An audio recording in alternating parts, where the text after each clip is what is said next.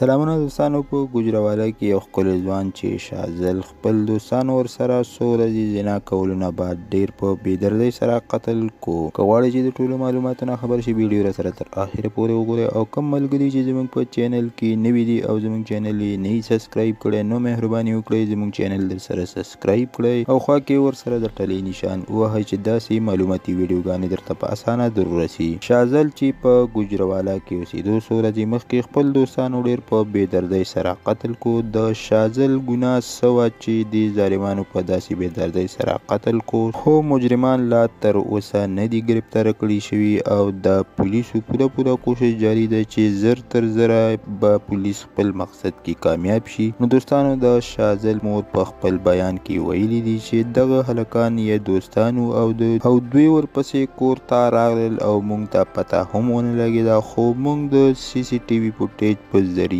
پته ولګوله چې دغه کسان چې درې ملګري وو او شازل یې ځان سره بوتلو، هلته یې بیا هغه پانسي کړو او بیا یې ورسره د بریلي هم په شریکه وکړه، یعنی زنا یې ورسره هم کړې ده او بیا یې پانسي کړې. او 2 ورځې بعد موږ ته د شازل د هغه مړی میلاو شو چې د پوسټمارټم او میډیکل ریپورټ مطابق د شازل سره اول بدپیلي یعنی زنا شوې ده او بیا یې ورته په مرۍ زور کړی او په خپل بنین باندې پانسي کړی او ډېر په بېدردۍ سره یې قتل کړی دی. مور یې میډیا ته ویلي دي چې موږ په تاڼه کې د لاپته کېدو ریپورټ درج کړی دی، خو 2 ورځې بعد موږ ته د شازل مړی میلاو شو. نو هغوی د حکومت نه مطالبه کوي چې موږ ته د انصاف میلاو شي او قاتلان دې ډېر زر تر زره ګرفتاره کړي شي او قانوني کاروایی دې ورسره وکړي شي. نو دوستانو، دا یو دردونکی خبر چې در سره مو شریک کو. دا تر دې وخته پورې معلومات او د نورو معلوماتو لپاره زموږ چینل ضرور سبسکرایب کړئ، ویډیو در سره لایک او شیر کړئ. مننه کوم چې ویډیو را سره تر اخره پورې وکتله او د بلې ویډیو پورې د